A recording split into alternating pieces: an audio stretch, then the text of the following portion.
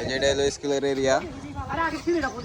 এই জায়গায় city corporation হলো ঠিক মতো ঝাড়ু ঝুড়ে দেওয়া হয় না, তো এখানে আজকে সবাই উদ্যোগ নিয়ে এখানটা পরিষ্কার করে দিতেছে। দেখেন সবাই সুন্দর মতো পরিষ্কার করে দিতেছে।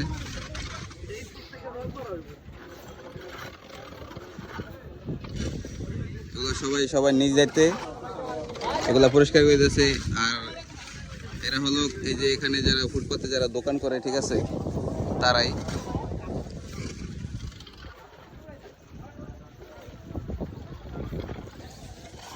আর এই জায়গার পরিবেশটা সুন্দর রাখাটাই দরকার, কারণ স্কুলের আশেপাশে এই জায়গাটা যদি পরিষ্কার না থাকে তাহলে মানে খারাপ দেখা যায়, এটা তো সবাই জানেন।